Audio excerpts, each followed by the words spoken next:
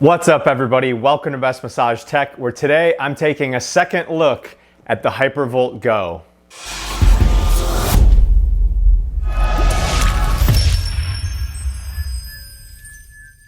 So about a month ago, I did purchase the Hypervolt GO and I conducted a review of it on my channel here. And I was quite disappointed with the device. It was really loud. I was having some issues with what seemed like the attachment head was catching and making a lot of noise. And the stall force was really low on the device. So I went ahead and returned that device. I've now purchased a new one and I'm gonna give it another shot. I'm gonna check it out right here in front of everybody. This is still a sealed box. So we're gonna open it up, take a look at it, and see how it compares to my first initial review. So got the scissors here, just gonna open up the plastic. And for those of you that are looking for a full review of the Hypervolt GO, do make sure you check out that first initial review of it, because this is just gonna be a little bit supplemental. I will still cover everything about it, but I might not go into as much detail as I did in my first review. So here's the box that it comes in. It does not come with a case, so the box is all you get. When you open it up, this is what it looks like.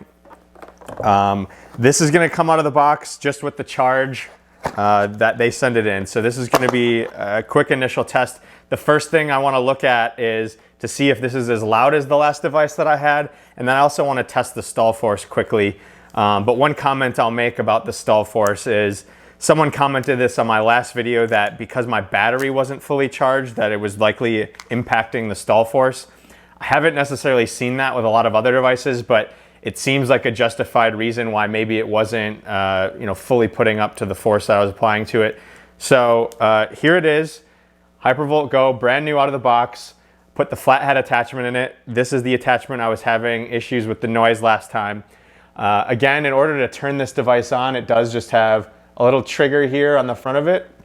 So you press and hold that for 2.5 seconds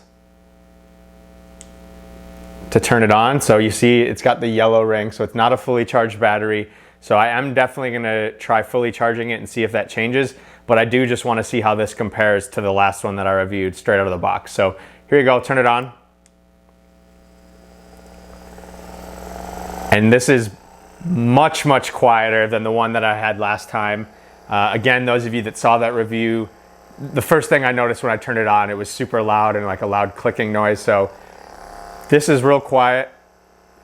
Go ahead and crank it up. It is 3 speeds, so put it on the highest speed here. Much quieter. This is what I was fully expecting when I reviewed it the first time.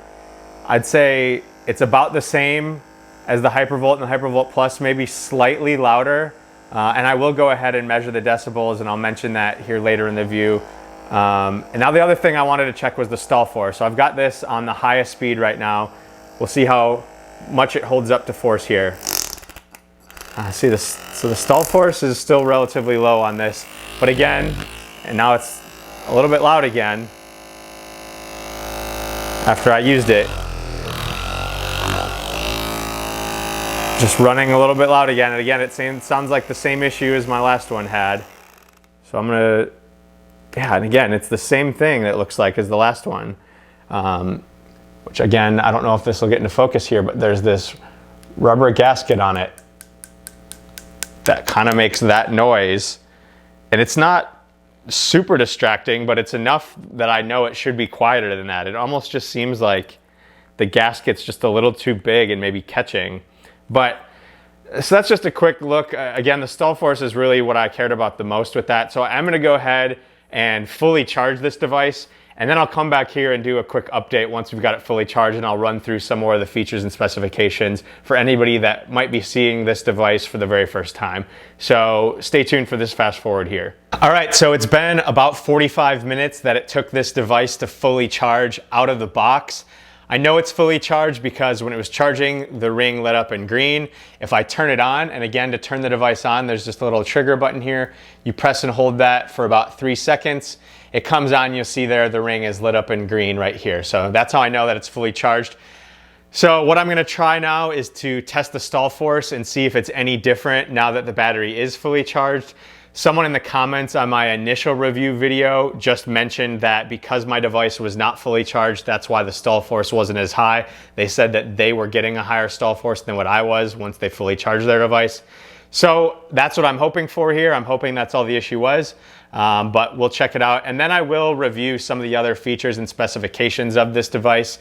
However, I will say that I'm not gonna go as in depth as I did on my first review video, but I will still touch on pretty much everything just for anybody that's curious. But I would recommend just checking out that first review video just to see my initial reaction to that first device. So again, to turn it on the first speed, you just quick press this trigger button. It comes on. And actually now it is sounding a little bit quieter than the first time, but so this is the lowest speed, speed 1 of 3. Just gonna test the stall force again here, hoping it's higher. And it's not. Again, if I float kind of on my muscles, it's good, but if I put any sort of pressure on it, it's stopping. So try it on the higher speed here. This is 2, go all the way up to 3.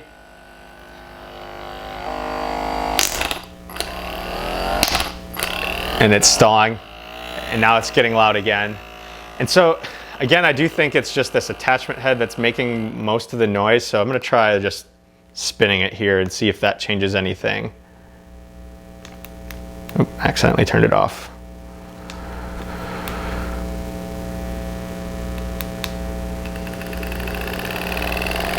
So it's still making noise. I wouldn't recommend doing this, but I'm gonna try rotating the massage tip while it's on here. Just trying to see if I can find a spot where there it gets a little quieter there. So you can hear, if I hold it up to my mic, you can hear how loud it is. This is what I think it should sound like, roughly. Much smoother, similar to the regular Hypervolt, but so, you know, that's the two things that I was hoping to take a look at, the stall force and the noise. The noise, again, it seems like it's just dependent on where the attachment head is in place, so I can probably get over that, but the stall force for me, you know, me personally, how I like my massage, I like it a little bit more aggressive. So it certainly is great if you're just looking to float over any muscle areas, which is really what you should be doing in most scenarios anyways. But when you do start to get into some of the bigger muscle groups and you want to put some force in, it's probably going to stall pretty easily for you. But just as a quick recap though, some of the specs, the stroke length on this is 10 millimeters. Compared to the regular Hypervolt, which is 12, and then the Hypervolt Plus, which is 14. So 10 millimeters on this one. For me, it's just a little bit more of a vibrational feel at 10 millimeters. I typically like something that is at least 14. It does come with 2 different attachments. So I have the flathead attachment in here now. And if I pull the box back up here, it also has a bullet head attachment in it. And again, to change these attachments, it's just a little bit of a twist and pull, and then you press it back in. It is a 3-speed device. It's not adjustable in any sort of way, or the angle is what it is. You'll see here, it is not directly at 90 degrees. I'd say if I'm putting it beyond 90, it'd be probably about 110. So there's a little bit of an angle to it. The battery is not removable, but it does have an 18-volt lithium-ion rechargeable battery. When it's completely dead, it'll take about 2.5 hours to fully charge. I would recommend just fully charging it before the first use like I did today. Again, out of the box, about 45 minutes. The battery, not removable at all. The weight of this is 1.5 pounds, so super light. I do have my Hypervolt Plus here. It is half the weight of the Hypervolt Plus. The Hypervolt Plus is 3 pounds, and just for a size comparison here, you'll see it's about the size of the handle. In terms of the overall diameter and hand feel of it, they are about the same, so these line up pretty seamlessly. Just to show the size comparison on the bottom there, they're basically the same. Hand feel, you have a rubberized handle, the top part's all plastic. The measurements on this are 7.25 inches by 5.5 inches. The price of this is currently $199. It does not come with any sort of Bluetooth compatibility, so it will not connect to the Hyperice app. You can certainly follow those videos along, but it will not connect and be controlled by the app. Again, it doesn't come with a case. There's no carrying pouch or anything like that. Also in the box, you do get a couple different international outlet plugins for your charger. So you can swap those out, and my charger's still plugged in the wall, so I'm not gonna go grab that, but it's just a regular wall unit that plugs into the wall and then plugs into the bottom of the device. The things that I like about it, I really like the trigger button. Both power it on and change it. It's just a natural feel. That's where your hand is already. So compared to some of their other ones that are on the top or on the back, good addition there. The weight of it, it's great. 1.5 pounds is nice and light. I really like the hand feel. I like the bigger handle. For me, it fits good and nice in my hand. And I like that the attachments on this, so the attachments on this as well as the attachments from the other Hypervolt generation. So if you have a Hypervolt, if you have a Hypervolt Plus, you can take some of those other attachments and they will fit in this device. So, you know, if you have one of those, you're good to go. They are cross-generational.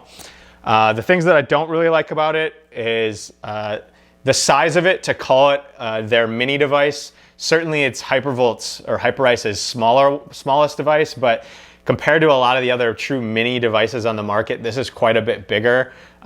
What I would consider a true mini device would be almost half the size of this. So that's one thing that, you know, I kind of don't like, although there's nothing wrong with the size of this. It's just, to call it a mini massage gun, I would expect it to be smaller. I really like that, or sorry, I really don't like that it doesn't come with a case either, especially when you really just have one extra attachment and a charging cord. You know, it'd be nice to be able to just even have a little drawstring pouch that you could put everything in would be nice. So the fact that you don't get that, and that it's $199, which is really a little bit of a higher price point than some of those other mini massage guns that have similar stroke lengths and have higher stall force than this. So overall, again, it's not a horrible device. I think there's probably a lot of people out there that would be really, really happy with the capabilities of this. For me personally, and for what I'm looking for with a higher stroke length and a higher stall force and a longer stroke length, it's not gonna really do what I'm looking for. If I'm gonna get something mini for that price point of $199, I'm probably gonna likely go for something such as the Ekron Bantam or the Jalku Mini or even the Theragun Mini. I would spend the extra money just because of the capabilities of that. So that is just a quick recap update of my experience with the Hypervolt GO. Again, I'm getting some noise issues with this, and it's got a relatively low stall force. Those are really the only things that I don't like, but I was hoping it was just my first device that I reviewed, but now I've had 2 of them with similar you know, circumstances. So I'm assuming that's what it is. So you know, just take that for what it is. If you're looking at buying one, you'll have to make your own decision. Again, Hypervolt does have a nice return policy. So I think it's 30 days. You're able to buy it and return it if you don't like it. Same thing with Best Buy. I think they have either 7 or 14-day return policy if you're buying it from there. That's where I got mine from Best Buy. So if you have any questions about it specifically, go ahead and drop in the comments down below. But otherwise, that is my second look at the Hypervolt GO. Thanks for watching.